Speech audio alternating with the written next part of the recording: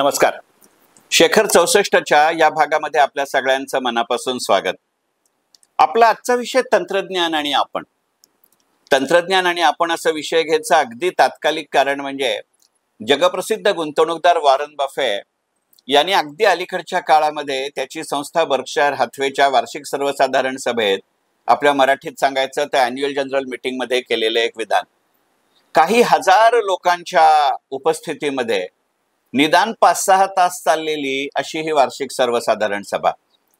हे काही अलीकडचं उदाहरण नाही. गेली वर्षानुवर्ष, खरं सांगायचं म्हणजे 25-30 वर्ष ही गणितं चालू आहेत. आणि त्याच्या वार्षिक सर्वसाधारण सभेला असलेली श्रोत्यांची किंवा भागधारकांची गर्दी हे एकंदरीतच आपल्याकडे जसं शेअर बाजाराचा निर्देशांक मोजताना BSE सेन्सेक्सचे चढ उतार बघितले जातात, तसं अमेरिकन शेअर बाजारामध्ये किती जणांचं लक्ष आहे याच्यासाठी वॉरन बफेच्या वार्षिक सर्वसाधारण सभेकडे लक्ष दिलं जातं. त्याचे सोशल मीडियामध्ये किती फॉलोअर असतील याला तर काही गणतीच नाही, विशेषतः या वार्षिक सर्वसाधारण सभा या इव्हेंटचं. म्हणजे जगभरामध्ये ही बातमी किंवा ही सभा जेव्हा लाईव्ह पोचवली जाते तेव्हा तंत्रज्ञानाचा किती मोठ्या प्रमाणावरती, किती वर्ष आणि किती सातत्यानं उपयोग होत असतो हे पहा. गंमत म्हणजे तरी सुद्धा वॉरन बफे तंत्रज्ञान विषयक कंपन्या आणि एकंदरीतच तंत्रज्ञानात लागणारे नवनवीन शोध याच्याविषयी नेहमी साशंक असतो, निदान सुरुवातीच्या काळामध्ये तरी. आणि असं जेव्हा तो काही मत व्यक्त करतो किंवा असं जेव्हा काही ते मत व्यक्त करतात त्यावेळेला मला राहून राहून वाटतं बाकी काही नाही तरी निदान या बाबतीत वॉरन बफे अगदी आपल्यासारखे आहेत. आणि म्हणून म्हटलं तंत्रज्ञान आणि आपण. कारण अगदी आत्ता 5 मे, आपलं 5 मे म्हणजे त्यांची 4 मेची संध्याकाळ, या वेळेला यंदाच्या वार्षिक सर्वसाधारण सभेमध्ये एका प्रश्नाला उत्तर देताना वॉरन बफे असं म्हणले की एकीकडे माझ्याकडे $193 बिलियन इतकी गुंतवणूक योग्य रक्कम अक्षरशः कॅश ऑन हँड म्हणून शिल्लक आहे, म्हणजे रोकड रक्कम त्यांच्या बॅलन्स शीटमध्ये ती दिसतीये. पण तरीही आर्टिफिशियल इंटेलिजन्स AI याच्या कंपनीमध्ये मी आत्ता लगेचच शेअर्स गुंतवणार नाही. आणि हे म्हणत असतानाच त्यांनी केवळ भारताचा एक अत्यंत चांगली संधी म्हणून उल्लेख केला म्हणून तो पैसे गुंतवत नाहीये असं नाही. तर त्याला जेव्हा विचारलं की आर्टिफिशियल इंटेलिजन्स विषयी तुमचं मत काय, त्यावेळेला वॉरन बफे असं म्हणाले की त्यांना स्वतःला असं आत्ता तरी वाटतं की आर्टिफिशियल इंटेलिजन्स हे ॲटॉमिक बॉम्ब सारखं आहे.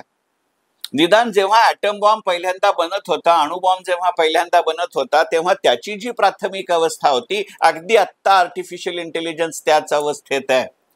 आपल्यापैकी अनेकांचं तसं मत आहे. म्हणून मी म्हटलं तंत्रज्ञान आणि आपण. गंमत अशी आहे की वॉरन बफे वार्षिक सर्वसाधारण मध्ये एक जाहीर भूमिका म्हणून आर्टिफिशियल इंटेलिजन्सचं वर्णन हे अशा पद्धतीनं अणुबॉम्बशी तुलना करीत करतायत. पण वॉरन बफेंच्या बर्कशायर हाथवे या कंपनीमध्येच अगदी मर्यादित प्रमाणात का होईना पण आर्टिफिशियल इंटेलिजन्सचा उपयोग केला जातोय. बर्कशायर हाथवेमध्ये बर्कशायर हाथवेची ज्या अनेक कंपन्यांमध्ये गुंतवणूक आहे, ज्याचे अक्षरशः सर्व कागदोपत्री नसले तरी प्रत्यक्षात वॉरन बफे आहेत, अशा कंपन्यांमध्येही अगदी मर्यादित प्रमाणात, ज्याला आपण चंचू प्रवेश असं म्हणतो, अशा पद्धतीने तंत्रज्ञानाचा किंवा आर्टिफिशियल इंटेलिजन्सचा उपयोग होतोय. आणि तरीही एक जाहीर भूमिका म्हणून वॉरन बफे अशी घेतात. ही भूमिका दुटप्पी नाहीये, हे आपल्यासारखंच आहे की नाही. आपण मोबाईलचा नवीन हँडसेट आलेला आपल्याला वापरायचा असतो, पण तो वापरताना आपण अत्यंत अपोलॉजेटिक असतो. आत्ता तशीच काहीशी वॉरन बफेंची भूमिका आहे अशी शंका यावी अशातली गणित आहेत. पण खरं सांगायचं म्हणजे वॉरन बफेंची तंत्रज्ञानाकडे बघण्याची ही भूमिका केवळ आजची नाहीये. 1990च्या दशकामध्ये ज्या वेळेला आपल्या एकंदरीतच जगामध्ये कॉम्प्युटर्सचा प्रसार खूप वाढला आणि ज्याला आजकाल आपण IT सेक्टर कंपनीज म्हणतो, त्यांचा शेअर बाजारामध्ये उदय झाला, तेव्हा फार मोठ्या प्रमाणावरती स्वतः वॉरन बफेनी हातामध्ये कॅश असताना, गुंतवणूक योग्य रक्कम हाताशी असतानाही कटाक्षानं टेक्नॉलॉजी कंपन्यांमध्ये पैसे गुंतवायचं टाळलं होतं. आज मात्र वॉरन बफेंच्याच बोर्डवरती मायक्रोसॉफ्टचा बिल गेट्स आहे. एक काळ असा होता की वॉरन बफेंचीही मायक्रोसॉफ्टमध्ये खूप मोठ्या प्रमाणावरती गुंतवणूक होती. आज मितीलाही ऍपलमध्ये मायक्रोसॉफ्टच्या बरोबरीने वॉरन बफेटची बर्कशायर हॅथवे हा सगळ्यात मोठा गुंतवणूकदार आहे. त्याच्यामध्ये फार मोठ्या प्रमाणावरती प्रॉफिट बुकिंग करत त्यांनी काही शेअर्स विकले की जे काही हजार कोटी रुपयांचे आहेत. इतकं असूनही आजच्या बर्कशायर हॅथवेच्या बॅलन्स शीट मधली सगळ्यात मोठी गुंतवणूक ही ऍपल कंपनी मधलीच आहे.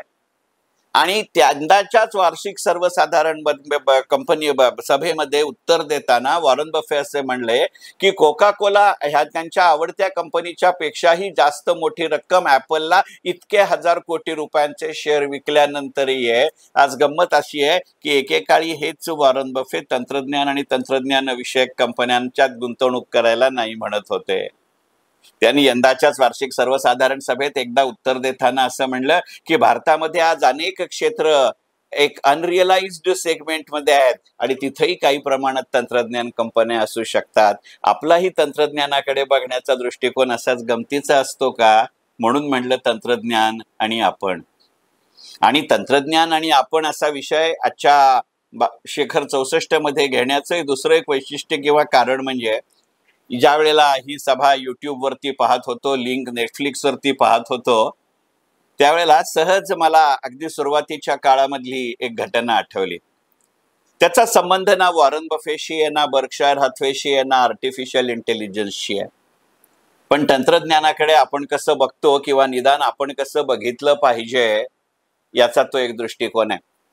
तुमच्यापैकी अनेकांना कल्पना आहे की मी माझ्या करिअरची सुरुवात कॉम्प्युटर प्रोग्रॅमर म्हणून केली आहे.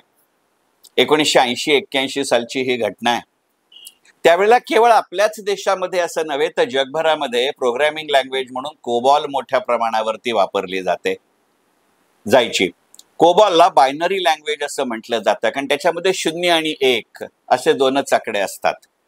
खरं सांगायचं म्हणजे त्यालाच कंटाळून मी त्यातनं बाहेर पडलो असं मी गमतीने म्हणतो, पण ती गंमत आहे. आणि ज्या वेळेला तुम्ही कोबॉल शिकता मग कुठेही असेल ते, त्यावेळेला कोबॉलच्या लँग्वेज संबंधामध्ये त्याच्या प्रोग्रॅमिंग मेथडॉलॉजी संबंधामध्ये जिम रॉजर्सचं एक पुस्तक अत्यंत लोकप्रिय होतं. आणि त्या जिम रॉजर्सच्या लोकप्रिय पुस्तकाला मोजून 2 पॅरेग्राफची प्रस्तावना होती. त्यातल्या पहिल्या पॅरेग्राफमध्ये एक उदाहरण दिलं होतं. तिथे जिम रॉजर्स असं म्हणलं होता की कॉम्प्युटरचा कोणताही प्रोग्राम लिहिताना त्यावेळेला आजच्यासारखं JCLचं गणित नव्हतं, पण आजच्या JCLचाही बहुतांश पाया कोबॉलकडे सरकणारा जास्त आहे हे लक्षात घेतल्यानंतर तंत्रज्ञान आणि आपण म्हणून हे उदाहरण देतं. 1970च्या दशकात 1980च्या दशकात मी म्हणतो हे जिम रॉजर्सचं पुस्तक खूप लोकप्रिय होतं. आणि त्या प्रस्तावनेच्या पहिल्या परिच्छेदात तो म्हणतो की जगामध्ये अनेक जुन्या संस्कृती आहेत. कोणी म्हणेल हिंदू संस्कृती सगळ्यात जुनी आहे, कोणी म्हणेल ग्रीक संस्कृती सगळ्यात जुनी आहे.